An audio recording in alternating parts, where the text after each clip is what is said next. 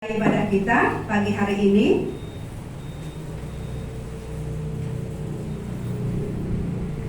kita berharap saudara-saudara kita yang lain akan hadir di tempat ini.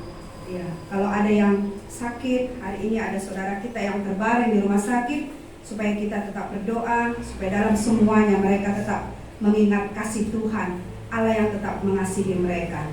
Ya. Shalom. Shalom. Shalom. Shalom. Selamat pagi untuk kita hari ini. Semuanya baik? Siapa yang berbahagia pagi ini? Bapak Ingan Tarigan lebih tinggi tangannya. Dia paling berbahagia hari ini. Nanti boleh sharing ya Pak. Apa yang membuat Bapak sangat berbahagia pagi ini? Ya, karena tangannya paling tinggi dibanding yang lain. Ya, kita bersyukur pagi hari ini kita diberi Tuhan kekuatan, kemampuan, ya semangat itu harus ada setiap hari untuk datang kepada Tuhan, mengingat kebaikan Tuhan, Allah yang sudah menjadikan kita, Allah yang menyelamatkan kita, Allah yang tidak pernah gagal menepati janjinya. Nubuatan Nabi telah digenapi. Yesus Kristus menjamin firman-Nya, ya dan amin. Kita akan memuji Tuhan, Dia tak pernah gagal karena Dia Allah. Kita akan menyanyikan lagu pujian ini, jemaat kami undang untuk bangkit berdiri. Mari kita katakan, Allahku gak pernah gagal. Sekalipun kita mungkin gagal berulang kali, supaya ini membangkitkan kita. Tuhan tak pernah gagal.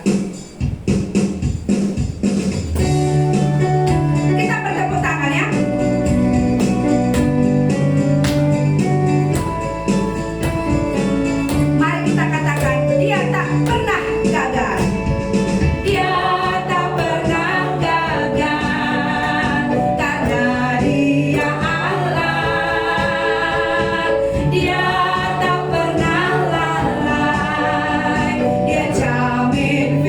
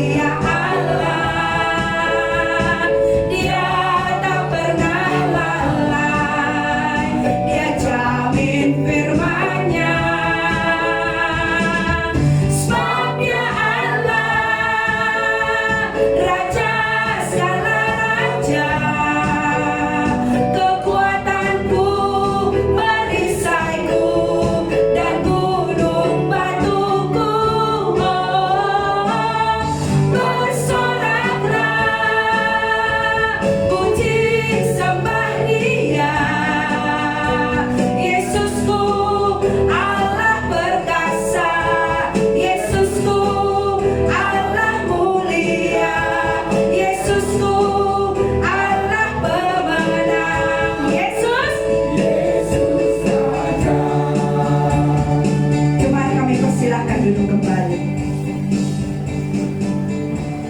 Yesus tak pernah gagal menepati janjinya. Perkataannya, Dia katakan, aku akan mati, bangkit, dan naik. Itu janji Tuhan. Semuanya digenapi karena Dia Allah yang menyelamatkan kita. Kita akan terus memuji Tuhan. 373. Allah yang sudah begitu mengasihi kita. Hari ini kalau ada pertanyaan, berapa sering kita mengenangkan kasih Tuhan dalam hidup kita? Berapa sering kita merenungkan bahwa Yesus itu telah mati untuk dosa dan pelanggaran kita? Kita akan memuji Tuhan. 373.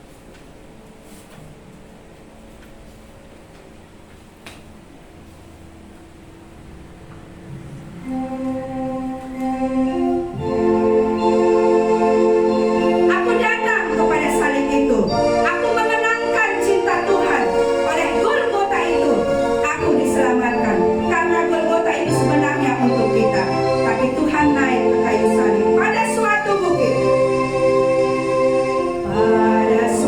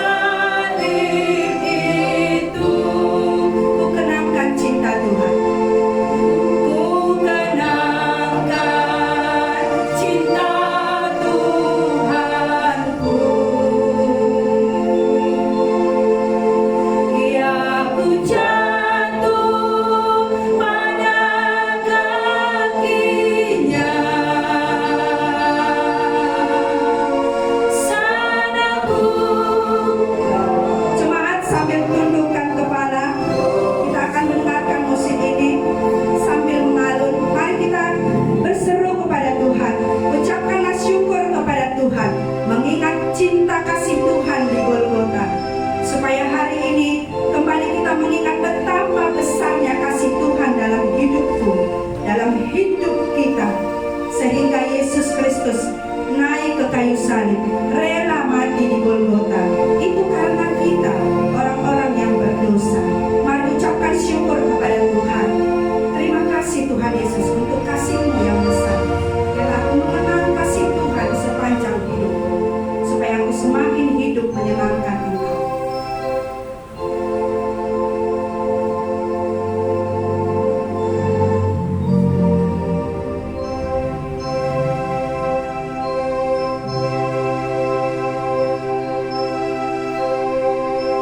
Kita nyanyikan, ku datang pada salib itu.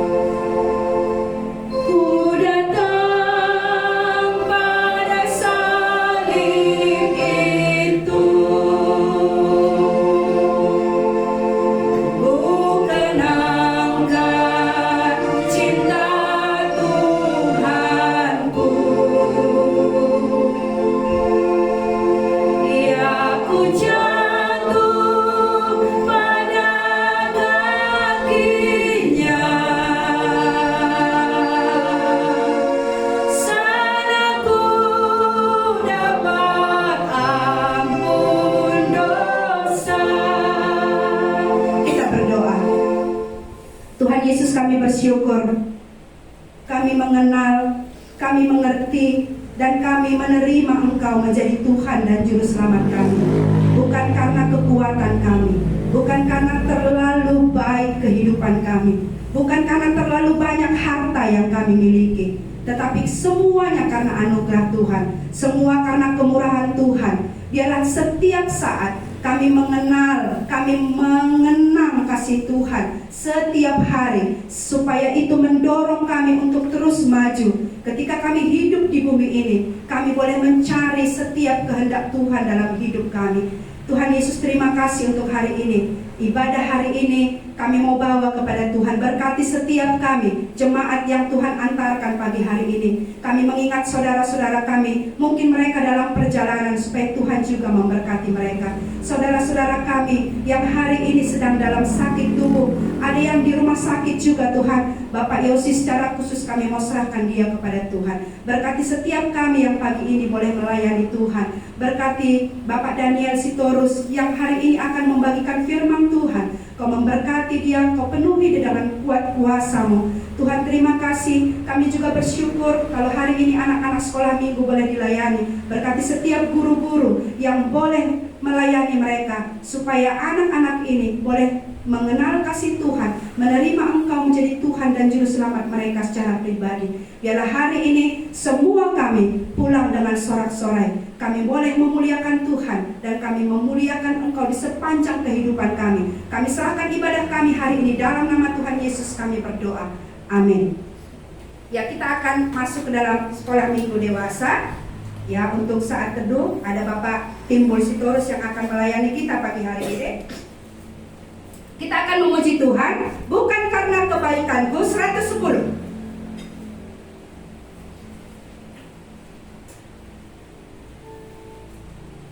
Setelah lagu ini kami serahkan kepada Bapak Sitorus untuk menyampaikan firman Tuhan.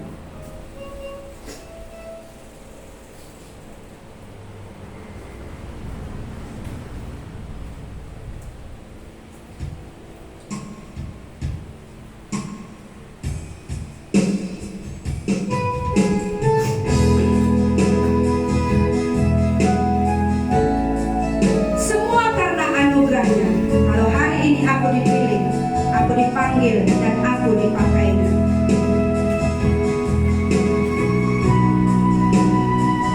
Bukan karena kebaikanku, bukan karena fasih lidahku, bukan karena kekayaanku.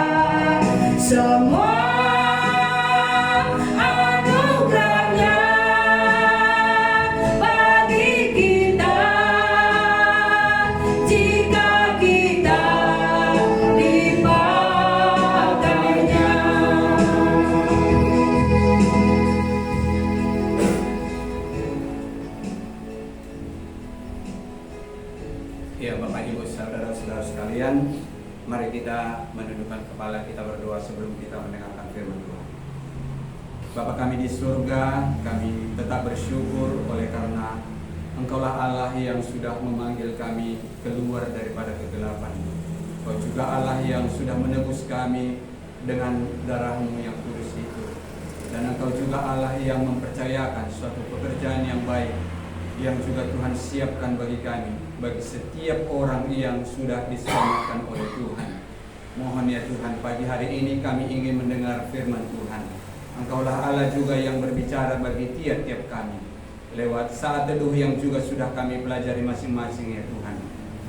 Biarlah pagi hari ini kami juga kembali boleh dibukakan akan apa yang Tuhan maksudkan bagi tiap-tiap kami, jemaat-Mu yang ada di tempat ini. Terima kasih Tuhan Yesus, dalam nama-Mu kami berdoa. Amin. Ya, baik Bapak Ibu, seperti bahan saat teduh kita ya. Bahan saat teduh kita yang ada di dalam bahan kita ada dari Injil Markus pasal 3.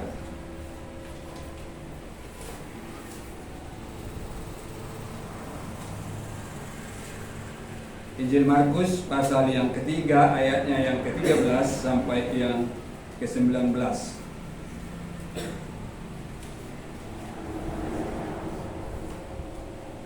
Kalau sudah dapat, kita berganti-gantiannya. Saya ayat 13, Bapak Ibu ayat 14, demikian selanjutnya sampai ayat yang ke-19.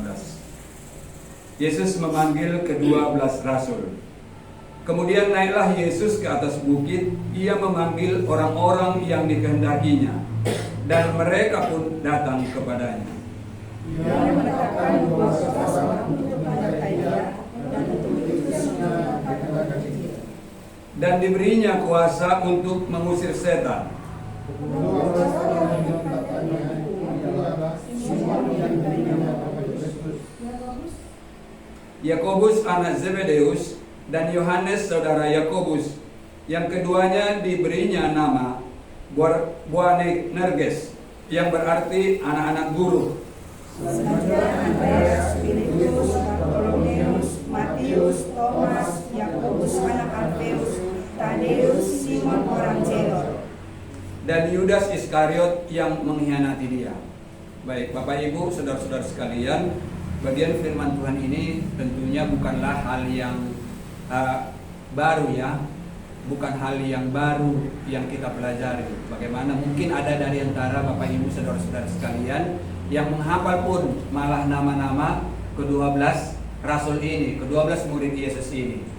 Ya, kalau kita lihat di sini dikatakan bahwa pada waktu itu ya, kemudian naiklah Yesus ke atas bukit, ia memanggil orang-orang yang dikehendakinya dan mereka pun datang kepadanya. Ya, jadi pada waktu itu ketika Yesus memulai pelayanannya dan dia juga yang mulai memanggil satu demi satu murid-muridnya, ya, ayo ikut aku, seperti itu. Lalu kemudian pada saat ini ditetapkannya Yesus memanggil mereka dan Yesus pun mereka juga datang kepada Yesus. Lalu dikatakan di sana ia menetapkan 12 orang untuk menyertai Dia. Ya, tidak ada catatan ya, apakah memang ke-12 murid ini dibuat jumlahnya banyaknya sesuai dengan jumlah suku di Israel, saya tidak tahu ya. Tapi tidak ada catatan tentang itu. Saya tidak berani untuk mengatakan bahwa Yesus menetapkan 12 murid ini karena ada 12 suku di Israel, seperti itu. Tapi yang jelas bahwa Yesus menetapkan ke-12 jumlah muridnya. Dan tujuannya untuk apa? Untuk menyertai Dia. Ya, untuk menyertai Dia. Jadi kalau Yesus di dalam pelayanannya selama Dia di bumi, Yesus Dia memanggil murid-murid untuk menyertai Dia. Artinya kemana Yesus pergi, apa yang Yesus butuhkan, apa yang Yesus mau perbuat, murid-murid ini juga melihatnya, supaya nanti ketika suatu saat ketika janji Tuhan digenapkan bahwa Yesus akan mati dan bangkit serta naik ke surga, bahwa murid-murid inilah yang akan meneruskan pekerjaan Tuhan di bumi. Jadi ke-12 orang inilah yang diharapkan mereka dikatakan di sana menyertai dia, itu yang pertama ya. Menyertai dia artinya bersama-sama dengan Yesus untuk melayani, untuk memberitakan Injil dan juga di sana ya. Dan untuk diutusnya memberitakan Injil. Ya, jadi hal inilah yang dikatakan oleh Yesus ya. Jadi tujuan sama seperti Yesus ketika datang ke dalam dunia, tujuannya adalah untuk memberitakan Injil supaya setiap orang menjadi percaya kepada Tuhan Yesus. Gitu ya. Jadi tujuannya supaya orang mendengar Injil Kerajaan Allah. Jadi orang-orang ini, yang ke-12 orang ini tadi, murid-murid ini dipanggil supaya mereka juga untuk memberitakan Injil.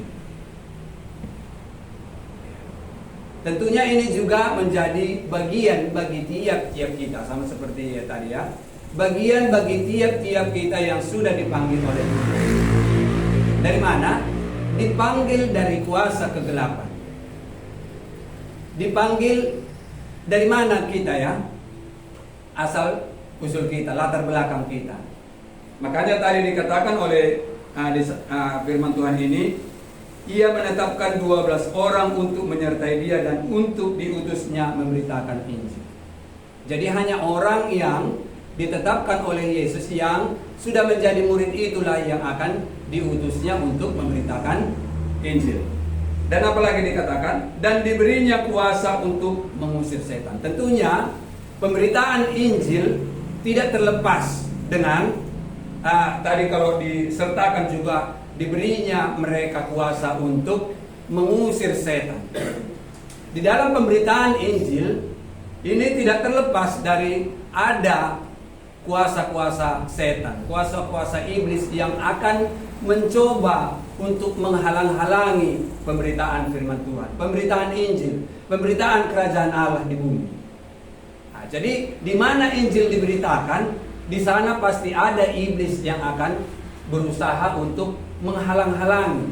Makanya Yesus bukan hanya saja mereka diutus untuk memberitakan Injil, tetapi mereka juga diberinya kuasa untuk mengusir setan. Ya, jadi ketika kita akan pergi memberitakan Injil, kita tahu di sana ada setan, ada iblis yang akan menghalang-halangi untuk pemberitaan Injil itu. Bapak Ibu tentu punya pengalaman ya, yang sudah punya pengalaman ya. Ketika memberitakan Injil ada saja ya. Bahkan kalau kita ingat ketika Paulus ada di Filipi itu, bagaimana ada seorang perempuan yang dikatakan dia pandai ya, dia membawa banyak keuntungan bagi tuan-tuannya.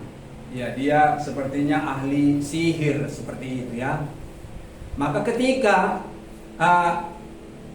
dia selalu pada waktu Paulus ada di Filipi itu, dia selalu ikut dia di kemana Paulus memberitakan Injil, ke daerah mana di daerah Filipi itu. Ini perempuan ini selalu ikut. Selalu ikut. Dia ini adalah orang yang yang memberitakan kerajaan Allah. Jadi tapi sesungguhnya Paulus peka dia akan apa yang ada pada perempuan ini tadi. Maka ketika beberapa hari perempuan itu mengikuti Paulus dan selalu dengan hal-hal yang demikian yang disampaikan, Paulus tahu ini bukan yang sebenarnya. Pasti ada kuasa iblis, ada setan yang mengikuti atau yang ada yang merasuk di dalam perempuan ini sehingga dia terus ini yang apa. Makanya ketika Paulus melihat hal itu, maka Paulus mengusir setan dari seorang perempuan ini tadi. Dan kalau kita nanti Bapak Ibu juga nanti buka di Kisah Para Rasul itu tentang bagaimana Paulus di Filipi ini, nanti di sana bahwa perempuan itu akan tuan-tuannya yang memanfaatkan perempuan ini tadi, mereka merasa rugi. Ya, seperti itu. Itu ringkasnya ya. Jadi tadi kembali kepada hal yang demikian ini tadi, bahwa dikatakan bahwa mereka juga murid-murid ini mereka diberi kuasa untuk mengusir setan. Selain mereka diutus untuk memberitakan Injil, mereka juga diberi kuasa untuk mengusir setan. Jadi kalau Bapak Ibu diperhadapkan dengan pelayanan yang demikian, pemberitaan Injil, ketika ada orang yang kerasukan setan, bagaimana? Masih takut? Kan gitu ya? Takut? Bagaimana? Iya, karena pernah pengalaman kami seperti ini. Kami pergi penginjilan. Jadi ada orang kerasukan. Ada teman ini keluar dia. Saya tahu ini dia ini nggak berani dia ini apa. Makanya dia keluar dia. Waktu dia nggak berani ikut bersama-sama dengan tim pada waktu itu. Ya. Keluar. Mungkin ini dia takut kalau dia nanti dia diserang oleh iblis itu, karena dia tahu mungkin ya bagaimana tentang dirinya. Jadi kalau belum ada Yesus di dalam hati kita, di dalam hidup kita, jangan coba-coba ikut untuk menengking atau melawan iblis. Hanya kuasa diberikan kepada orang-orang yang sudah percaya kepada Yesus. Itulah yang diberikan kuasa untuk mengusir setan. Maka kepada murid-murid ini, mereka diberi oleh Yesus kuasa untuk mengusir setan. Jadi kalau Bapak Ibu atau saudara-saudara sekalian, kalau diperhadapkan dengan pelayanan seperti ini, ada orang yang kerasukan setan, bagaimana? Biarkan saja atau dilayani? Nggak takut lagi ya? Iya, nggak takut lagi. Iya. Kalau kita tahu Yesus ada di dalam, kan gitu ya, kita tidak akan takut menengking atau melawan kuasa iblis. Jadi 4 kali kita ya, kalau beberapa minggu yang lalu kita belajar tentang firman Tuhan, mengenal Yesus itu, bahwa Yesus berkuasa atas kuasa iblis. Jadi kita juga, ya Yohanes 1 ayat 9, siapa yang menerimanya diberinya kuasa untuk menjadi anak-anak Allah. Juga kita diberi kuasa untuk melawan iblis, melawan kuasa iblis. Jadi ini dulu bagian yang pertama. Sudahkah kita juga ya? Sudahkah Kristus ada di dalam? Sehingga kita juga punya kuasa. Sekalipun kita tidak ditetapkan sama seperti murid-murid pada waktu itu, mereka jumlahnya ada 12 orang. Tapi ada murid-murid yang lain pada waktu nanti yang berikutnya, ada 70 orang dipanggil oleh Yesus. Mereka diutus untuk memberitakan Injil. Ketika kita juga diberi juga kesempatan untuk memberitakan Injil, kita harus juga punya kuasa untuk mengusir setan. Kan seperti itu ya. Pertanyaannya, sudahkah Kristus ada di dalam tiap-tiap kita? Supaya nanti ketika ada pelayanan seperti ini, tidak lagi takut kita terhadap kuasa iblis itu. Nanti aku diserangnya seperti itu. Tapi jangan coba-coba sendiri ya. Nanti kalau ada berdua, supaya ada nanti yang berdoa, ada juga yang menyampaikan firman Tuhan dan juga untuk melawan kuasa iblis itu. Seperti itu. Ya, jadi ini yang dilakukan oleh Yesus pada waktu itu kepada murid-murid ya. Dikatakan di sana, dan diberinya kuasa untuk mengusir setan.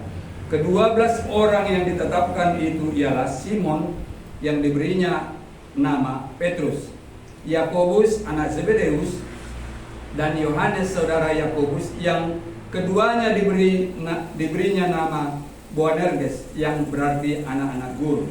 Selanjutnya Andreas, Filipus, Bartolomeus, Matius, Thomas, Yakobus anak Alfeus, Tadeus, Simon orang Zelot, dan Yudas Iskariot yang mengkhianati dia. Ya, kalau ada 12 orang dari antara murid-murid yang dipanggil oleh Tuhan Yesus, ada satu yang tetap dicatat dia dengan jujur. Alkitab mencatat di sana bahwa Yudas Iskariot yang mengkhianati Yesus. Ya. Sekalipun ini artinya gagal seorang Yudas Iskariot untuk menjadi seorang murid, tapi Yesus tidak pernah gagal ya, seperti lagu kita tadi. Yesus bukan salah untuk memilih Yudas Iskariot, tapi Yudas Iskariot tidak memakai kesempatan yang ada. Sehingga kalau kita nanti baca di kitab Kisah Para Rasul bahwa Yudas Iskariot yang sudah mati bunuh diri akhirnya digantikan oleh seorang Matias, gitu ya. Jadi tetap jumlah rasul yang dipercayakan untuk meneruskan pekerjaan Yesus di bumi itu ada 12 orang tetap jumlahnya. Hari ini kita tidak lagi ya, tidak seperti jumlah banyaknya murid-murid yang dipanggil oleh Yesus pada waktu itu. Tapi kepada kita masing-masing yang sudah ditebus oleh Tuhan, kita menjadi murid. Kita juga diberi kuasa. Artinya kita juga dipanggil sebagai seorang murid yang sudah percaya kepada Kristus. Tugas kita adalah untuk memberitakan Injil. Apalagi ada juga diberi kuasa untuk mengusir atau melawan kuasa iblis. Tadi disebutkan ya, Yudas Iskariot, dia seorang yang gagal menjadi seorang murid Yesus. Saya pikir kita juga di sini tidak ada yang mau gagal ya, sama seperti Yudas Iskariot ini.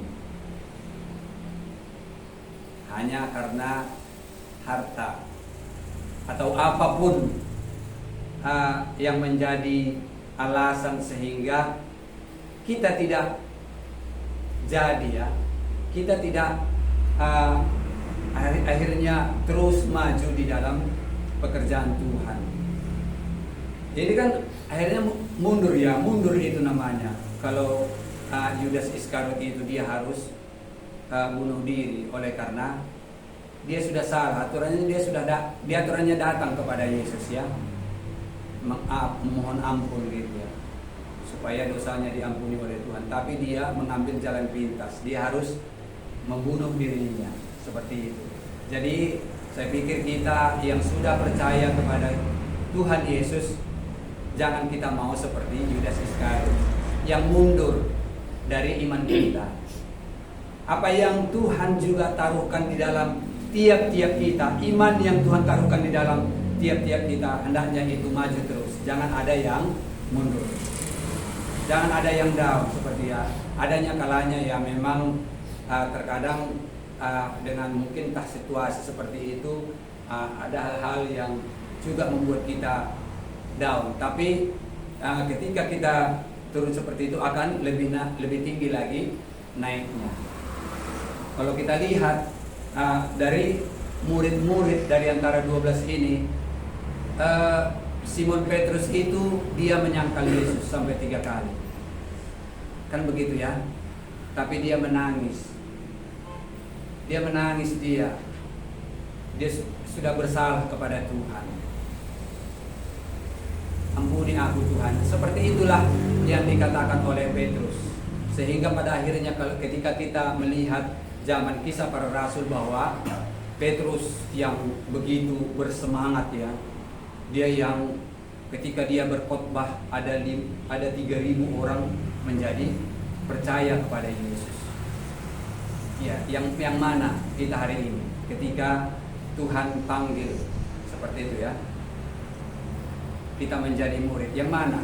Apakah seperti seorang Yudas Iskariot atau seorang Simon Petrus yang ada kalanya memang ya dia seperti itu ya, dengan semangatnya ya, aku tidak akan menyangkal engkau sekalipun aku harus mati gitu ya. Tapi justru di situ Yesus tahu sebenarnya di dalam hati Simon Petrus ini. Makanya ketika Yesus bangkit, dikatakannya kepada Simon Petrus, Simon anak Yohanes, gembalakanlah domba-domba yang ada padamu. Itu ya. Jadi hari ini kita diingatkan oleh Tuhan ketika kita dipanggil oleh Tuhan dari kuasa kegelapan, kita dijadikan oleh Tuhan menjadi milik kepunyaannya, menjadi murid Tuhan. Jadilah orang-orang yang terus memikirkan bagaimana supaya Injil Kerajaan Allah di bumi semakin dikobarkan, bukan justru malah ya sama seperti Yudas Iskariot yang akhirnya jatuh dan tidak ada kenangan akan dia, seperti itu ya. Baik, ini saya pikir yang bisa saya bagikan bagi kita pagi hari ini. Kalau ada nanti yang boleh berbagi lewat apa yang Bapak Ibu, saudara-saudara sekalian dapatkan lewat saat teduh kita bersama sepanjang 1 minggu ini, boleh nanti ya di ruang kesaksian, boleh itu disampaikan. Baik, terima kasih. Mari kita berdoa. Tuhan Yesus, kami terus bersyukur kalau kami boleh mengingat ya Tuhan, betapa panggilan Tuhan yang besar kepada kami. Itulah ya Tuhan yang sesungguhnya yang menjadi kebahagiaan bagi kami. Karena firman-Mu berkata, berbahagialah orang yang diampuni pelanggarannya, yang dosanya ditutupi oleh Tuhan. Dan hari ini ya Tuhan, kalau kami mendengar firman, ketika kami Tuhan sudah Tuhan selamatkan, Tuhan Engkau juga mau memakai kami untuk memberitakan Injil. Dan juga ya Tuhan, Engkau beri kami kuasa untuk melawan kuasa-kuasa setan dan juga iblis, supaya Injil Kerajaan Allah di bumi boleh terus Tuhan dikobarkan. Terima kasih ya Tuhan, biarlah Roh-Mu yang terus bekerja di dalam tiap-tiap kami, sehingga semua kami ya Tuhan yang boleh hadir di pagi hari ini boleh sungguh-sungguh ya Tuhan mengerti panggilan Tuhan akan tiap-tiap kami. Dalam nama-Mu Tuhan Yesus kami berdoa. Amin. Ya, silakan.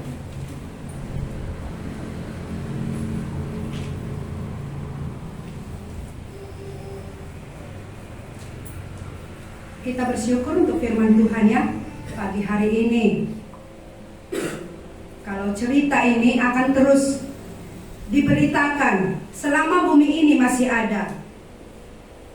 Kalau anak-anak sekolah minggu hafal itu murid-murid Tuhan Yesus yang 12 tadi Pak. Tapi saya nggak tahu nih orang-orang dewasa hafal nggak murid-murid Tuhan Yesus. Mantan sekolah minggu sekarang udah dewasa, masih ingat? Didan masih ingat lagunya? Oh, dia masih ingat karena baru ya. Nanti boleh disurvei ya, berapa orang yang ingat murid Tuhan Yesus. Bukan penting sekali menghafal, tapi ya itu pengetahuan. Cerita tentang Tuhan ya, mengusir setan, mengalahkan dosa, dan cerita ini yang akan terus diceritakan di sepanjang zaman. Jadi enak jadi anak Allah ya. Terima Yesus, percaya jadi anak Allah. Apa yang punya Allah milik anaknya. Kalau bapak saya punya segalanya, ya saya mewarisinya juga, karena saya anaknya. Jadi kalau jadi anak Allah enak, semuanya diwariskan, termasuk kuasa mengusir setan. Cerita Tuhan Yesus kusuka masyurkan. Kalau murid dipanggil untuk memuridkan, hari ini kita supaya jadi murid, dan kita akan memuridkan orang lain, supaya cerita ini sampai kepada tiap-tiap orang. 116 ayat yang kedua saja. Setelah ini kita akan mendengarkan sharing dari Ibu Teti Herawati. Cerita Yesus kusuka masyurkan.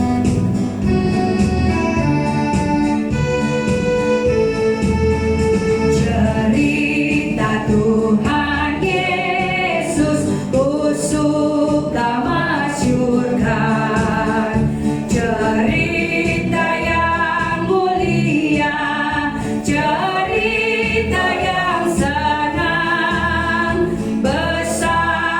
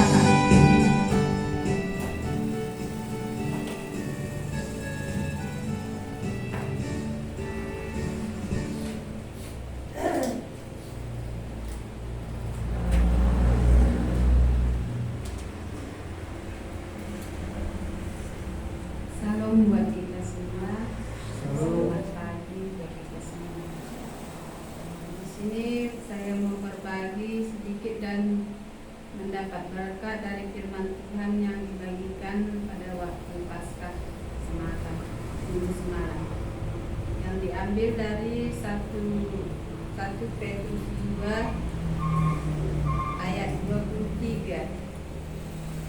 Ketika ia dicaci maki, ia tidak membalas dengan mencaci maki. Ketika ia menderita, ia tidak mengancam, tetapi ia menyerahkannya kepada Dia yang menghakimi dengan adil. Ya, di sini ya,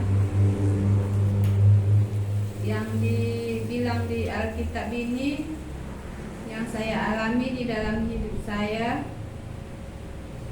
Ketika membaca ini saya memikirkan ya tidak gampang ya, dan tidak mudah ketika kita akan dicaci dan dimaki-maki gitu, kita akan diam gitu, dan kita pasti marah gitu kepada orang yang mencaci maki kita itu.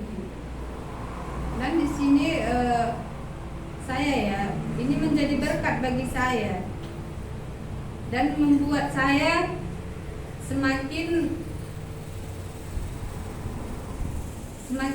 bisa kayak mana bilangnya ya, menghindari ini gitu. Ketika orang mau mencaci saya atau menghina saya gitu, saya boleh dibilang kalau dulu ya saya terus marah gitu. Ketika saya dipukul, saya langsung bangkit lagi, saya pukul lagi dia gitu. Dan ini ketika saya lihat Tuhan Yesus, ketika dia dicaci maki, dia diam aja. Ketika dia di ancam-ancam pun sama orang-orang, dia diam aja gitu. Diancam sama kita lah istilahnya ya, orang yang berdosa ini. Dan saya ya bersyukur membaca firman Tuhan ini. Ketika ini saya baca di Alkitab, saya boleh mengerti perkataan Tuhan itu. Tuhan aja bisa tidak balas dendam gitu. Kenapa saya kalau dicaci maki itu gitu langsung balas dendam dulu ya. Sekarang sudah mengenal Tuhan, udah enggak lagi.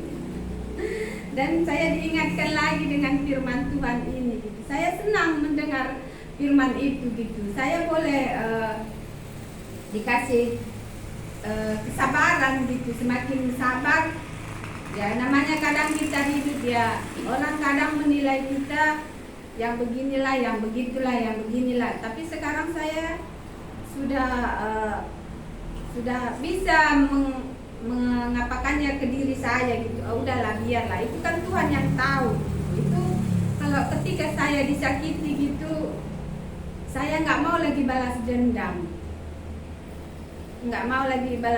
Kalau dulu, kalau saya disakiti, saya terus marah entah apa gitu. Maka saya bersyukur lagi ya, diingatkan lagi kembali ini, Tuhan aja nggak boleh balas dendam gitu. Dan di sini saya diingatkan kembali ketika di Injil ini Petrus mengajarkan juga di sana tentang bagaimana kita bersikap ketidakadilan itu gitu.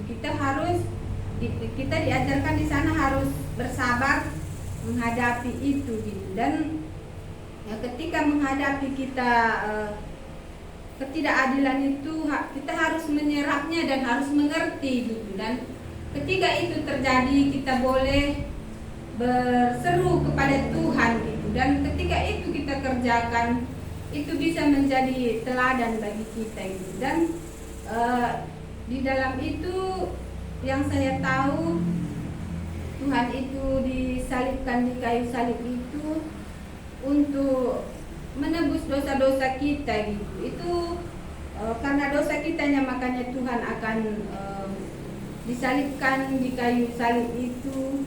Begitu panas ya, Tuhan tetap setia untuk mengerjakan itu. Ketika dosa-dosa kita yang perbuat, Tuhan tetap setia akan menebus dosa-dosa kita itu. Dan di situ yang saya lihat lagi Tuhan Yesus itu memikul salib itu begitu berat ya. Dan saya bersyukur ya, begitu banyak dosa-dosa kita yang kita bawa ya, satu persatu dosa-dosa kita terus ditebus Tuhan gitu. Seberapa banyak pun dosa kita, Tuhan itu rela menebusnya di kayu salib itu dan mencurahkan darah kita supaya kita mencurahkan darahnya supaya kita bisa ditebus dari dosa itu gitu. Dan ketika itu terjadi ya, saya tidak akan menjadi teladan aja itu, tapi saya akan meyakini salib Yesus itu adalah untuk keselamatan saya dan untuk menebus dosa-dosa saya gitu. Ketika saya berbuat banyak dosa, Tuhan akan tetap mau saya menjadi anaknya dan Dia akan menebus dosa-dosa saya gitu ya. Terima kasih, ini aja yang boleh saya bagikan.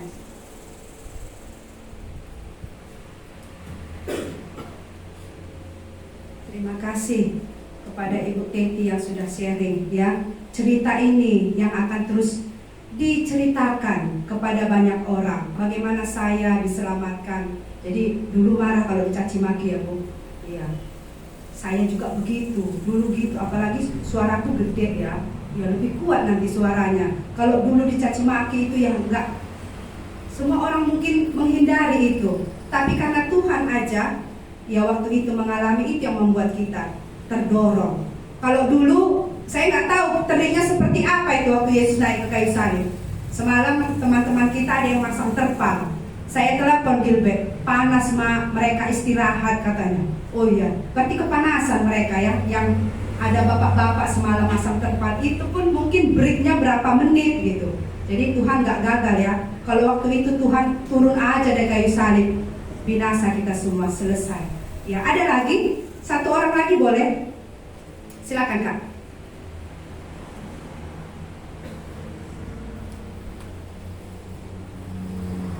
Ya, saya dari bahasa ini tadi ya.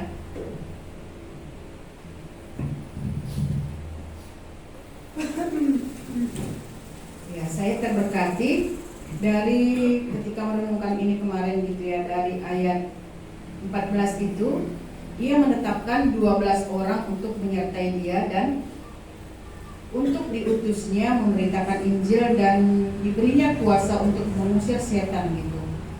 Dari poin 14a ini saya terkesannya seperti ini. Kalau dulu Tuhan menetapkan 12 orang untuk menjadi muridnya, untuk menyertai Dia. Tujuannya tadi sudah disampaikan oleh Pak Sitorus, supaya dia bisa melihat apa yang diperbuat oleh Yesus. Ketika Yesus membuat mukjizat, murid-murid ini juga bisa lihat gitu. Nah, saya hari ini sudah ditetapkan Allah menjadi anaknya. Tadi menjadi anak ya, Yohanes 1 ayat 12 itu. Ketika saya percaya, saya ditetapkan menjadi anaknya. Dan ketika saya menjadi anak yang mau taat, Tuhan menetapkan juga saya menjadi murid Tuhan. Jadi hari ini juga ketika saya mau diperlengkapi, ketika saya mau menjadi anak itu, saya akan ditetapkan juga menjadi murid. Kalau dulu murid itu melihat secara langsung apa yang Tuhan perbuat, hari ini ketika Yesus tidak ada lagi di bumi, saya hanya bisa melihat bagaimana perbuatannya itu ketika memberitakan Injil. Nah, bagi saya ketika Pak Lingga buat contoh orang percaya itu Allah yang Immanuel, yang seperti ini gitu ya, Allah yang berserta kita, semakin meneguhkan di dalam hati saya. Memang ketika melakukan pelayanan, ketika melakukan suatu penginjilan ataupun melakukan pekerjaan Tuhan gitu ya, saya semakin melihat bagaimana penyertaan Allah itu secara nyata, kuasanya itu ketika melakukannya ya, seperti yang kita saksikan beberapa minggu lalu juga ya. Kalau dulu nyata bagi murid-murid itu melihat, oh seperti ini yang Tuhan buat gitu. Dan hari ini bagi saya pribadi itu juga nyata kuasa Allah itu. Terkadang ketika mau melakukan pelayanan saya pribadi ya, Tuhan bagaimana nanti ya gitu. Bagaimana nanti kalau bagaimana hal-hal itu sering terjadi di dalam pikiran, sering membuat suatu hal yang membuat artinya meneror gitu ya, supaya tidak fokus melakukan pekerjaan itu. Saya yakin itu adalah pekerjaan kegelapan, dan juga tubuh ini yang sudah ditebus dari dosa itu, kedagingan itu mungkin masih ada gitu. Tapi bisakah aku melihat penyertaan Allah itu juga ada ketika aku melakukan pelayanan gitu. Jadi semakin diteguhkan bagi saya ketika melakukan pelayanan itu, saya juga bisa melihat penyertaan Tuhan di sana. Saya juga bisa melihat perbuatan Allah yang memperlengkapi saya ketika melakukan pelayanan. Karena saya juga orang yang bukan cakap, bukan kuat, bukan punya kreatif yang tinggi, tapi ketika di dalam apa yang saya miliki ini, Tuhan bisa perlengkapi itu dan membuat saya melihat bahwa memang benar Allah itu menyertai ketika aku melakukan ini gitu. Jadi saya bersyukur ya ketika ini tadi dibagikan kembali di saat teduh kita ketika kemarin juga merenung itu, benar memang Tuhan bahwa Engkau adalah Allah yang menyertai gitu. Jadi hari ini atau dulu ini sudah menjadi kelengkapan di dalam hidup saya untuk melayani, dan hari ini diingatkan kembali gitu. Jadi saya semakin oh iya Tuhan gitu. Jadi semakin kagum dengan Allah itu, bahwa Dia adalah Allah yang menyertai, Allah yang Immanuel. Itu saja.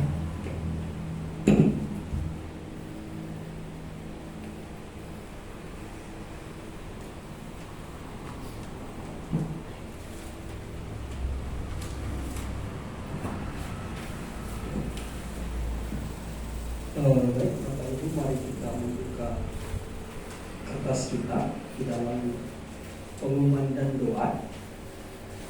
Bagian kegiatan yang pertama, kegiatan dan doa jemaat selama 1 minggu ini. Minggu jam 8.30 kita sedang mengadakan ibadah pengembalaan dewasa dan anak. Kemudian jam 11 ini Persekutuan Pemuda Remaja ditiadakan ya, karena nanti jam 3 kita akan mengadakan Paskah Injilan di tempat ini. Kemudian hari Selasa ini rumah belajar sudah libur ya, jadi rumah belajar sudah ditiadakan.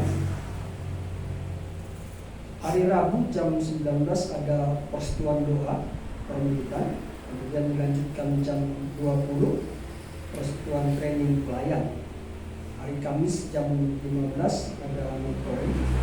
Hari Jumat jam 9 ada pembinaan guru sekolah minggu, Jumat Gembira, dan Rabu Gembira juga ya.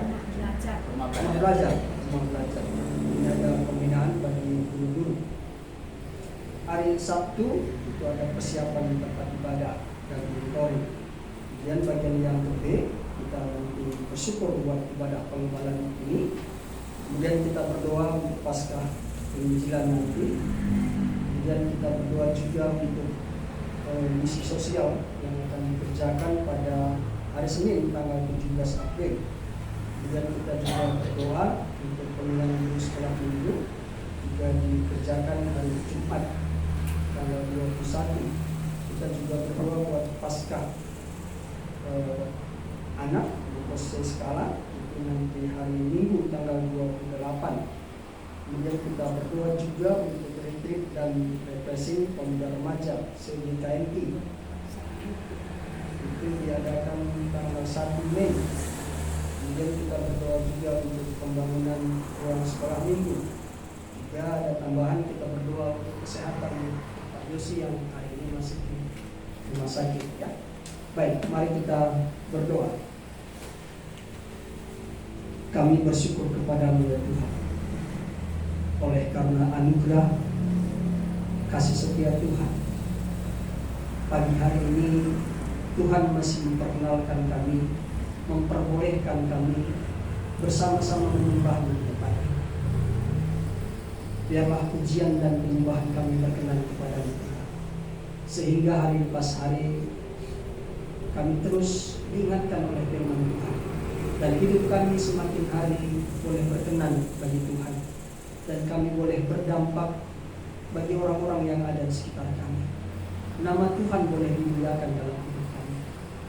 Bapa di surga, ada banyak kegiatan selama 1 minggu ini yang akan kami kerjakan.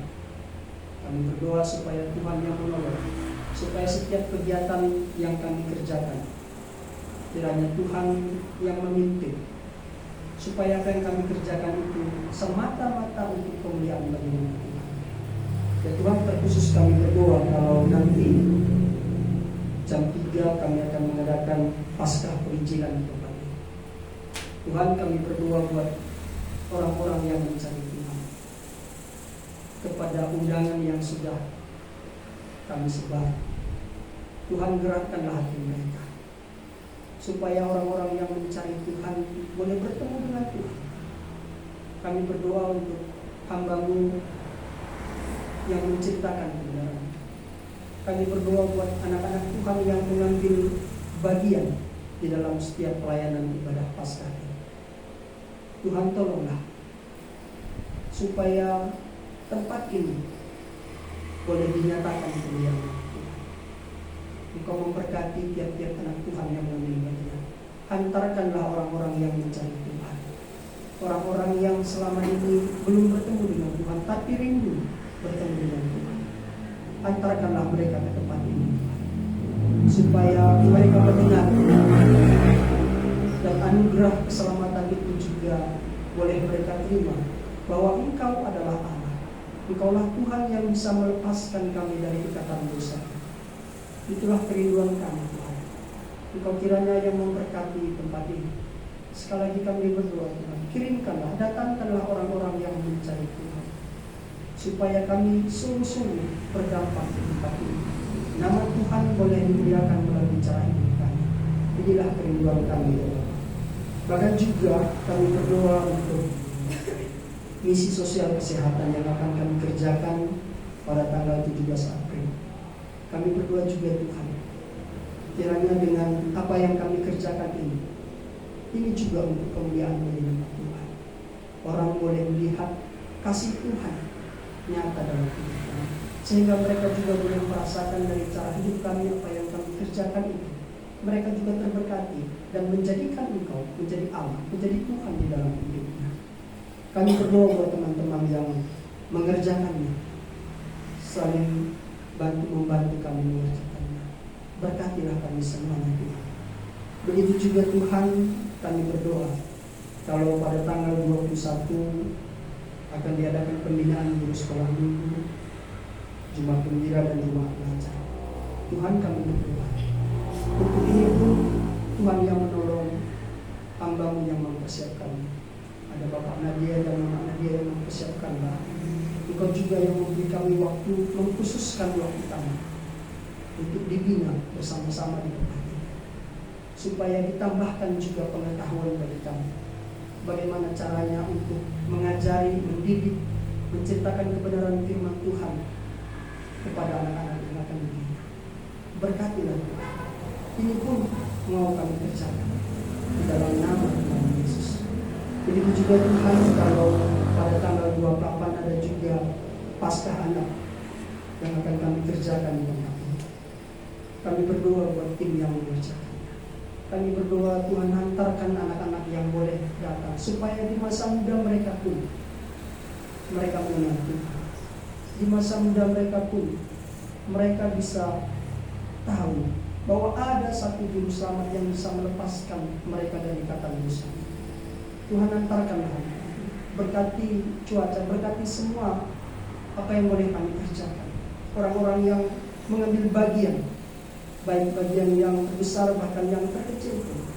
Tuhan, ingatkan kami supaya kami boleh saling membantu satu dengan yang lain, membuktikan bahwa kasih Tuhan nyata di dalam hidup kami.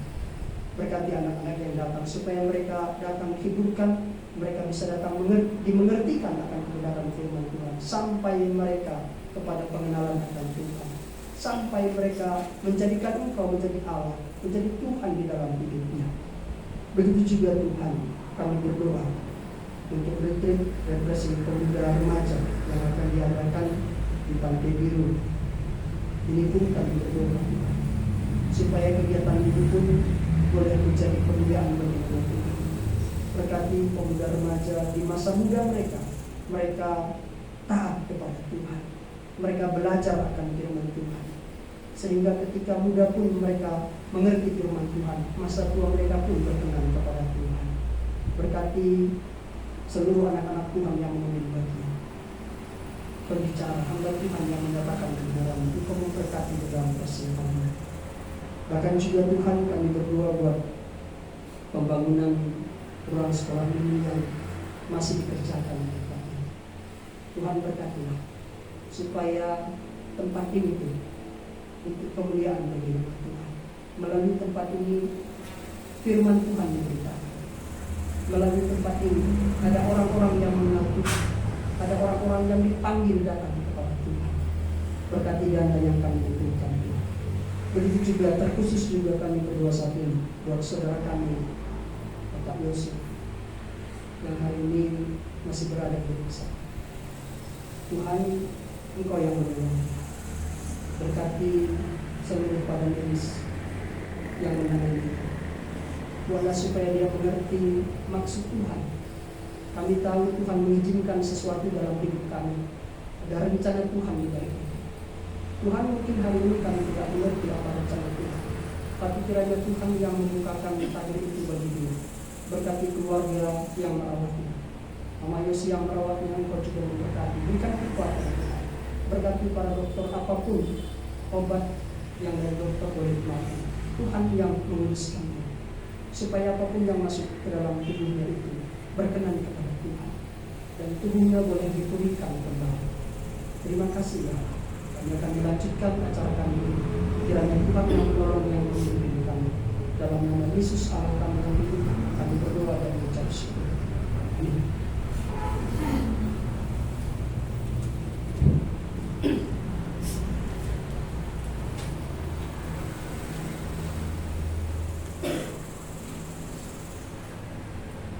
Kita akan melanjutkan ibadah kita. Kita akan mendengar firman Tuhan melalui khotbah minggu. Bapak Timbul Sitorus yang akan melayani kita dalam firman Tuhan untuk khotbah hari ini. Ya, dosa dapat ditebus hanya oleh darah Yesus. Dan cerita ini akan terus disampaikan kepada setiap kita. Cerita Yesus, cerita dosa. Karena dosa, maka manusia terputus hubungannya dengan Tuhan. Dan kedatangan Yesus Kristus memulihkan hubungan kita dengan Allah. Karena Allah telah menjadi manusia. Jadi sangat baik Tuhan ya. Dia gak mau SKT sama kita. Kadang-kadang kita yang mau pergi aja, gak mau datang sama Tuhan. Ketika hari ini kita mendengar firman, itu adalah kemurahan Tuhan. Jemaat kami undang untuk bangkit berdiri 160. Kita akan memuji Tuhan. Setelah ini kita akan mendengarkan firman Tuhan yang akan disampaikan oleh hambanya. 160. Dosa dapat ditebus hanya oleh darah Yesus.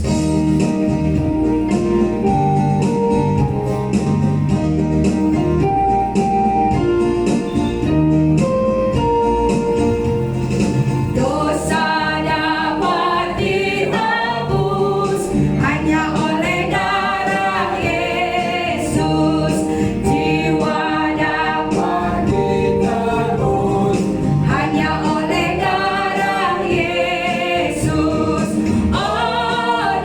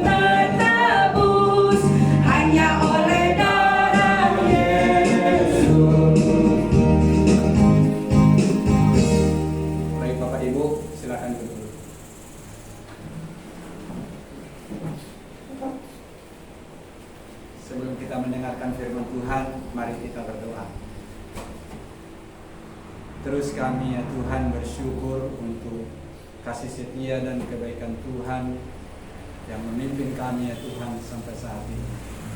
Kami bersyukur ya Tuhan, kami boleh lagi ya Tuhan berikan kesempatan untuk mendengarkan suara Tuhan berbicara kepada kami. Hadir ya Tuhan, Engkau yang akan kembali mengajari kami supaya tiap-tiap kami boleh diberkati oleh Tuhan. Dalam nama Tuhan Yesus kami berdoa. Amin.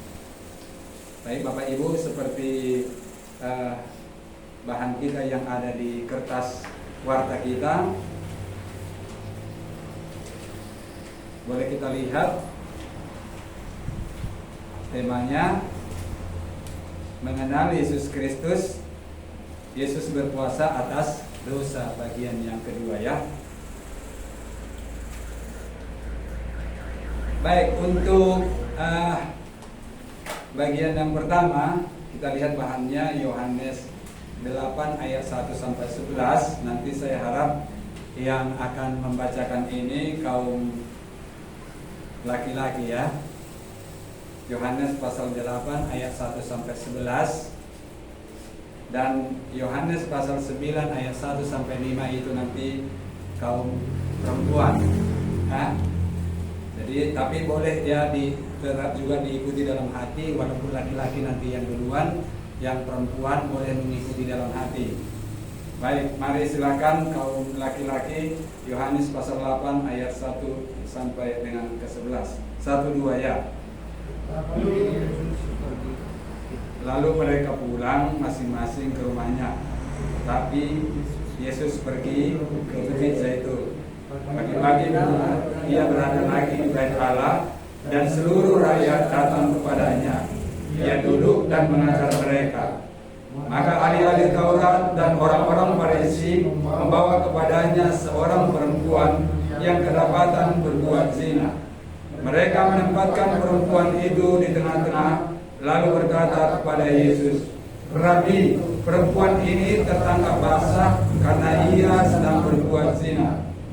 Musa dalam hukum Taurat memerintahkan kita untuk melempari perempuan-perempuan yang demikian. Apakah pendapatmu tentang hal itu?" Mereka mengatakan hal itu untuk mencobai dia, supaya mereka memperoleh sesuatu untuk menyalahkannya. Tapi Yesus membungkuk lalu menulis dengan jari di tanah. Dan ketika mereka terus-menerus bertanya kepadanya, ia bangkit dan berdiri lalu berkata kepada mereka, "Barang siapa di antara kamu tidak berdosa, hendaklah ia yang pertama melemparkan batu kepada perempuan itu." Lalu ia membungkuk pula dan menulis di tanah. Tetapi setelah mereka mendengar perkataan itu, pergilah mereka seorang demi seorang, mulai dari yang tertua. Akhirnya tinggallah Yesus seorang diri dengan perempuan itu yang tetap di tempatnya. Lalu Yesus bangkit berdiri dan berkata kepadanya, "Hai perempuan, di manakah mereka? Tidak adakah seorang yang menghukum engkau?" Jawabnya, "Tidak ada, Tuhan." Lalu kata Yesus, "Aku pun tidak menghukum engkau. Pergilah dan jangan berbuat dosa lagi mulai dari sekarang." Lalu kaum perempuan ayat pasal 9 ayat 1 sampai 5. Silakan. Waktu Yesus sedang lewat, ia melihat seorang yang buta sejak lahirnya. Murid-muridnya bertanya kepadanya, "Rabi, siapakah yang berbuat dosa, orang ini sendiri atau orang tuanya, sehingga ia dilahirkan buta?" Jawab Yesus, "Bukan dia dan bukan juga orang tuanya, tetapi karena pekerjaan-pekerjaan Allah harus dinyatakan di dalam dia. Kita harus mengerjakan pekerjaan dia yang mengutus aku selama masih siang, akan datang malam, di mana tidak ada seorang pun yang dapat bekerja. Selama aku di dalam dunia, akulah terang dunia." Ya. Lalu saya bacakan Yohanes 1 ayat 29. Pada keesokan harinya Yohanes melihat Yesus datang kepadanya, dan ia berkata, "Lihatlah anak domba Allah yang menghapus dosa dunia." Ya, kalau kita lihat kertas warta kita di sana ada penjelasannya ya, bahwa dosa adalah hal yang besar yang membuat manusia terpisah dari Allah. Ya, kalau kita kita lihat itu ada tertulis di Yesaya pasal 59, yang menjadi penghalang antara kamu dengan Allahmu dan menjadi pemisah antara kamu dengan Allahmu adalah segala dosamu. Dosa membuat seluruh sendi kehidupan manusia menjadi rusak. Apa yang baik yang direncanakan Allah dalam hidup manusia telah hilang. Manusia telah kehilangan kemuliaan Allah. Kalau kita lihat bagaimana sejak dosa masuk ke dalam dunia, sejak dosa masuk ke dalam kehidupan manusia yang pertama, Adam dan Hawa, maka sama seperti tadi yang kita yang penjelasannya ini, bahwa seluruh sendi kehidupan manusia sudah rusak. Apa itu?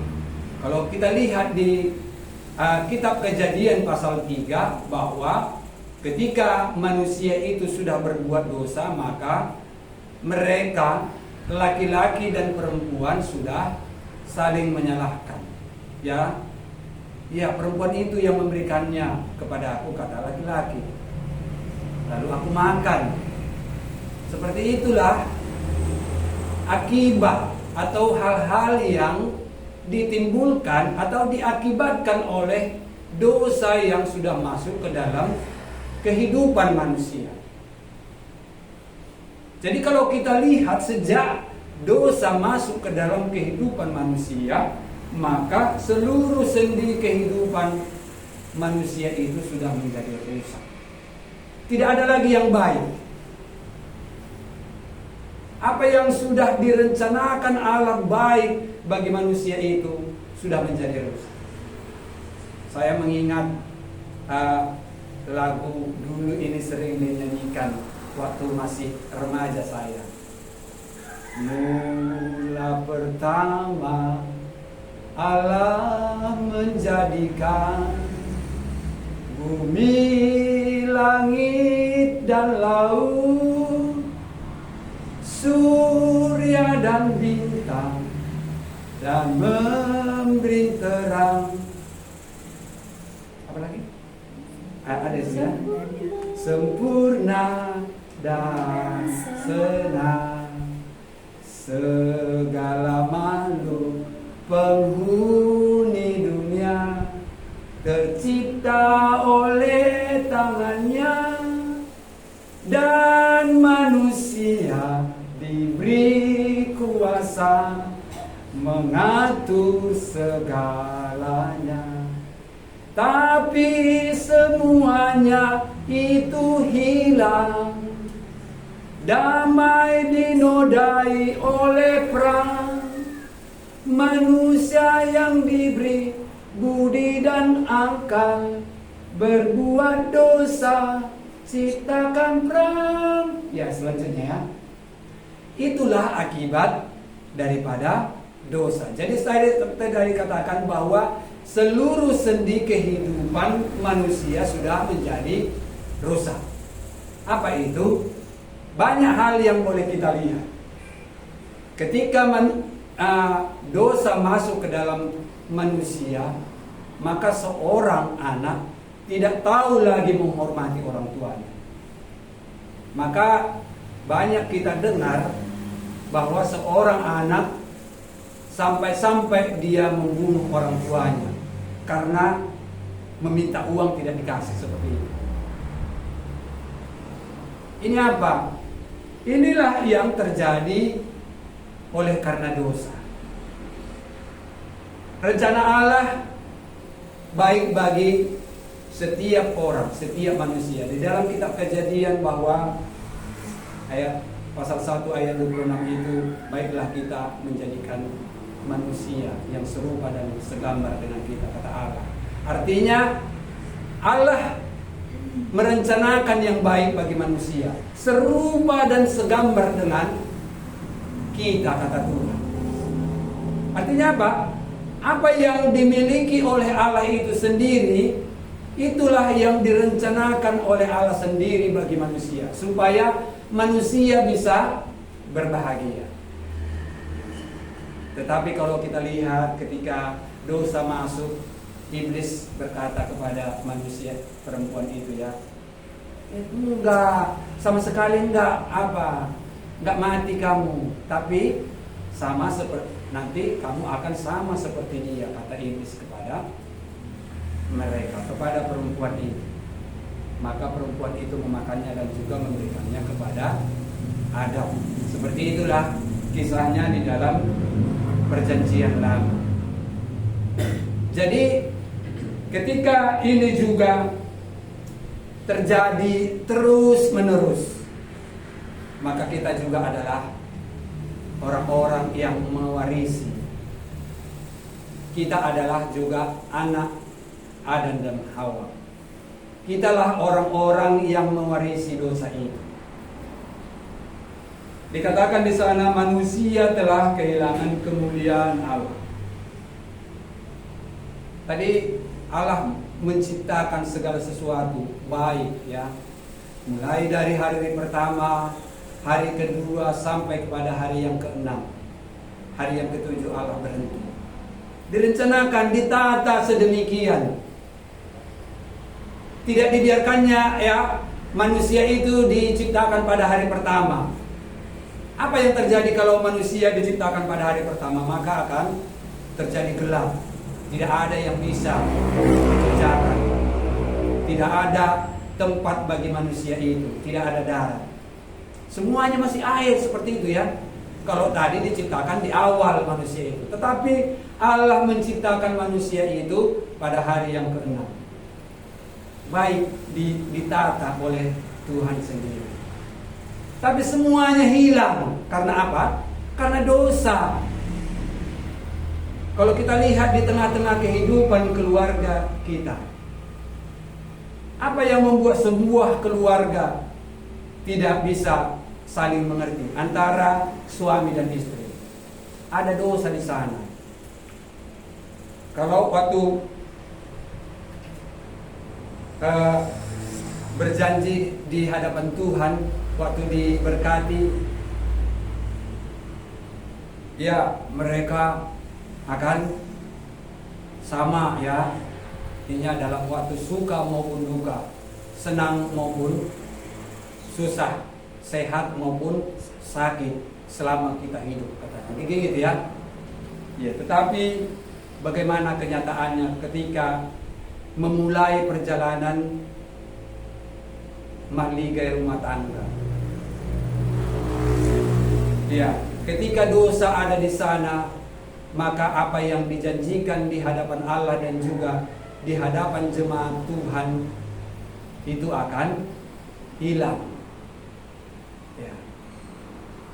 Akan terjadi percekcokan, akan terjadi pertengkaran, baik itu antara suami dengan istri maupun juga antara seorang ayah dan juga seorang anak, atau demikian sebaliknya. Inilah yang sungguh-sungguh terjadi di tengah-tengah kehidupan manusia yang berdosa. Kalau kita lihat, ya, ada usaha manusia yang selalu untuk lepas dari dosa. Dengan cara apa? Dengan cara melakukan yang baik. Hari ini saudara-saudara kita melakukan sesuatu ibadah yang mereka anggap itu adalah sesuatu hal yang bisa membuat mereka bertambah, ya, yang mengurangi ataupun yang membuat apa yang dilakukan selama ini itu akan dihapuskan. Ya. Tetapi kalau kita belajar dari firman Tuhan bahwa semua usaha manusia akan gagal. Manusia yang berdosa tidak akan bisa datang kepada Allah, tidak akan bisa bertemu dengan Allah. Kalau kita melihat nanti, Bapak Ibu boleh baca di 4 hukum rohani itu, pada awalnya Allah menciptakan manusia itu supaya manusia bisa berbahagia, supaya manusia itu memperoleh kesenangan, kebahagiaan. Tetapi ketika manusia jatuh ke dalam dosa, maka dikatakan Roma 3 ayat 23, semua orang telah berbuat dosa dan telah kehilangan kemuliaan Allah. Semua itu memisahkan, ya, dosa itu tadi yang mengakibatkan manusia terpisah dari Allah. Roma 3 ayat 23 ya. Kalau kita lihat, saya bawa itu damai dengan Allah. Ini di sini ya. Ada usaha-usaha yang dilakukan oleh manusia yang berdosa untuk bisa datang kepada Allah. Apa dibuat di sana? Ada moral, ya, tentunya juga punya perilaku yang baik. Apalagi ada kebaikan-kebaikan, ya, berbuat baik dengan semua orang. Datang beribadah, baik itu tiap-tiap hari Minggu ataupun juga misalnya ibadah-ibadah misalnya entah konser seperti itu. Dan bahkan juga dengan memiliki pengetahuan yang tinggi. Ataupun juga orang masuk sekolah teologi, ya, itu juga mungkin usaha-usaha orang untuk bisa datang kepada Tuhan. Tetapi apa usaha manusia yang demikian? Gagal. Usaha-usaha itu tidak akan membuat manusia yang sudah berdosa, yang sudah jauh dari hadirat Allah, sehingga manusia itu bisa bersama-sama dengan Allah kembali. Tidak bisa. Tadi kalau kita lihat di Yohanes pasal 1 ayat 29 itu, mari kita lihat. Apa dikatakan di sana? Pada keesokan harinya Yohanes melihat Yesus datang kepadanya dan dia berkata, lihatlah anak domba Allah yang menghapus dosa dunia. Lihatlah anak domba Allah yang menghapus dosa dunia. Ini perkataan Yohanes ini menunjuk atau juga menyatakan kepada kita hari ini. Lihatlah. Kalau bahasa karonya, nahenlah biri-biri, anak biri-biri di bata, katanya gitu ya. Lihatlah anak domba Allah yang menghapus dosa dunia. Dia menunjuk bahwa hanya Yesus itulah satu-satunya cara atau jalan yang bisa menyelesaikan pertikaian, perselisihan antara manusia dengan Allah yang sudah antara Allah dengan manusia yang sudah berdosa. Tidak ada jalan lain, hanya Yesus satu-satunya. Maka Yohanes menunjuk kepada Yesus. Lihatlah anak domba Allah. Kalau kita lihat perkataan anak domba ini seturut dengan atau sama ini dengan kisah di Perjanjian Lama. Kalau bagaimana pada Perjanjian Lama di kitab Imamat itu, bahwa setiap orang yang berdosa, untuk penebus salah mereka harus mereka membawa anak domba untuk penghapus dosa mereka, untuk penghapus kesalahan mereka. Jadi setiap orang yang melakukan kesalahannya, maka orang itu harus membawa anak domba itu kepada imam untuk dipersembahkan kepada Allah. Itu akan disembelih dulu dan darahnya dipercikkan sehingga dan nanti itu akan dibuat jadi sebagai suatu persembahan, dagingnya itu untuk persembahan dan dibawa kepada Allah gitu ya, imam yang membawanya kepada Allah. Dan itulah korban penebus salah, penebus dosa setiap orang yang berdosa pada zaman Perjanjian Lama. Maka pada waktu ini ketika Yohanes ia menunjuk kepada Yesus, dikatakan, lihatlah anak domba Allah. Menunjuk kepada Yesus, dikatakan anak domba Allah.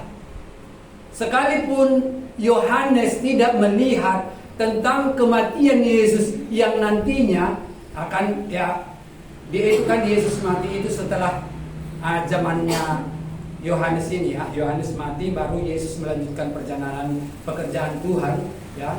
Dia hanya membuka jalan untuk meluruskan jalan. Nanti Yesus yang mati itu sudah dilihat oleh Yohanes. Lihatlah anak domba Allah yang menghapus dosa dunia. Itulah satu-satunya yang ditetapkan Allah untuk menjadi jalan pendamaian antara manusia yang sudah berdosa dengan Allah yang kudus. Jadi kalau tadi cerita tentang perempuan yang berdosa, yang berzinah ya, yang dibawa kepada Tuhan Yesus, tentunya kita sudah berulang-ulang membaca ini ya. Saya kira bukan sekali dua kali lagi kita mendengar cerita tentang perempuan yang berzina yang dibawa kepada Tuhan Yesus pada pagi-pagi benar. Tujuannya apa? Supaya mereka atau orang-orang Farisi itu bisa mempersalahkan Yesus. Maka mereka membawa seorang perempuan yang kedapatan berzina. Mana laki-lakinya? Gak ada dijelaskan di mana laki-lakinya. Tapi yang jelas tujuannya mereka untuk mempersalahkan Yesus, untuk mencobai Yesus. Ya, karena beberapa kali usaha orang-orang Farisi ini selalu gagal, ya, untuk mencari kesempatan bagaimana mereka bisa mempersalahkan Yesus. Kalau kita lihat cerita tentang perempuan yang berzina ini, mereka dibawa kepada Yesus dan mereka bertanya kepada Yesus, Guru, perempuan ini kedapatan berzina dan menurut hukum Musa orang yang kedapatan berzina itu akan harus dilempari dilempari sampai mati. Laki-lakinya mana? Kan berzina seperti ini. Tapi memang mereka hanya mencari trik untuk mempersalahkan Yesus. Dan mereka selalu mendesak Yesus untuk memberikan suatu statement. Ya. Mungkin seperti ini hari ini dengan yang dilakukan partai-partai politik atau orang-orang yang berusaha untuk mencari celah supaya orang lain bisa dipersalahkan. Ya, dengan membuat satu bola panas. Ya. Ini yang apa? Supaya bagaimana supaya elektabilitas satu orang bisa jatuh. Dan yang yang didukungnya itu atau disokongnya itu bisa naik seperti ini. Itulah yang hari ini kita lihat. Ya. Di tahun politik ini biasa gitu kita lihat seperti ini. Tahun-tahun politik sebelumnya juga kita lihat seperti itu. Mereka membuat suatu hal-hal yang membuat orang lain supaya bisa dijatuhkan. Baik itu pilkada maupun juga pilpres seperti itu. Bagaimana supaya orang lain bisa dipersalahkan? Maka pada waktu itu mereka mendesak Yesus. Supaya apa? Supaya bisa mempersalahkan Yesus. Jadi bagaimana? Kalau Yesus mengajar, kasihilah musuhmu. Kita harus saling mengasihi. Bagaimana dengan orang ini? Dia sudah berbuat dosa. Apakah harus dihukum? Apa pendapatmu, kata mereka kepada Yesus? Ya, setelah Yesus menulis di tanah, kita tidak tahu apa yang ditulis oleh Tuhan Yesus ya. Tapi Yesus bangkit, dikatakan, barang siapa di antara kamu yang tidak berdosa, hendaklah ia yang lebih dulu melempari perempuan ini. Kalau kita ikuti alur cerita tentang perempuan ini tadi, bagaimana ketika dia dibawa, tidak satu pun dari antara mereka yang mencoba untuk mendahului, dan pada akhirnya tidak ada satupun dari antara mereka yang melempari perempuan ini dengan batu sehingga perempuan itu akan mati. Tetapi mereka dicatat, mereka pergi mulai dari yang tertua sampai kepada yang paling muda. Artinya apa? Semua mereka yang menjudge, mereka yang mencoba menghukum atau mereka mencoba untuk mendiskreditkan Yesus pada waktu itu, tidak ada satupun mereka dari antara mereka yang tidak berdosa. Maka benarlah firman Tuhan bahwa semua orang telah berbuat dosa. Tidak ada dari antara satupun mereka yang mencoba melempari perempuan itu. Maka ditanya Tuhan Yesus, di manakah mereka semua? Tidak adakah yang menghukum engkau? Tidak ada, Tuhan. Apa kata Tuhan Yesus? Aku pun tidak menghukum engkau. Pergilah dan jangan berbuat dosa lagi mulai dari sekarang. Artinya apa? Dosa hanya bisa selesai kalau orang itu bertemu dengan Yesus. Kita tidak dapati perempuan ini tadi dia memiliki iman, ya, mengaku dosanya kepada Tuhan. Tetapi keselamatan dia peroleh. Tuhan katakan, aku pun tidak menghukum engkau. Pergilah dengan selamat. Pergilah dan jangan berbuat dosa lagi mulai dari sekarang. Artinya apa? Kalau kita yang berdosa datang kepada Tuhan atau bertemu dengan Tuhan, maka kita akan juga mengalami keselamatan. Kalau tentang anak yang sejak lahir itu tadi dikatakan buta dan Yesus menyembuhkan anak itu, tidak ada disebutkannya. Ya, kalau ditanya murid-murid Yesus, siapa yang siapakah yang berdosa? Apakah anak itu tadi ataupun juga orang tuanya? Tapi apa kata Yesus? Bukan dia, bukan juga kedua orang tuanya. Ya, artinya apa di sana? Sebenarnya anak ini berdosa, ya. Tapi bukan karena dosanya dia maka dia mengalami hal yang demikian. Tapi dikatakan oleh Yesus bahwa supaya kemuliaan Allah nyata di dalam anak ini tadi. Baik perempuan yang kedapatan berzina itu tadi, maupun juga anak yang dari sejak lahirnya itu tadi buta dan disembuhkan oleh Yesus, mereka mengalami keselamatan. Perempuan itu dikatakan oleh Tuhan Yesus, aku pun tidak menghukum engkau. Pergilah dan jangan berbuat dosa lagi.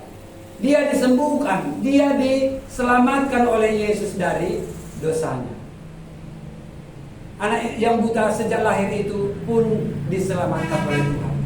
Tetapi tidak ada dikatakan diselamatkan dari dosanya. Tapi diselamatkan artinya di sini dia disembuhkan dari sakit butanya, ya, butanya yang matanya yang buta.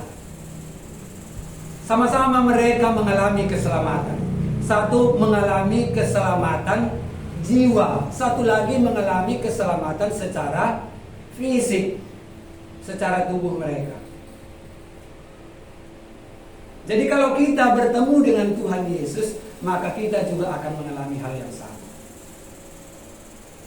Dan di sini di traktat ini dikatakan hanya salib Yesus yang bisa mempertemukan antara manusia yang berdosa, yang terpisah dengan Allah. Hanya salib Yesus. Jadi kalau Bapak, Ibu, saudara-saudara sekalian yang berdosa, ya, yang masih hidup di dalam dosa, ya, yang belum bertemu dengan Tuhan Yesus, hanya Yesus satu-satunya jalan yang ditetapkan Allah menjadi jalan pendamaian antara kita dengan Allah. Yesuslah satu-satunya.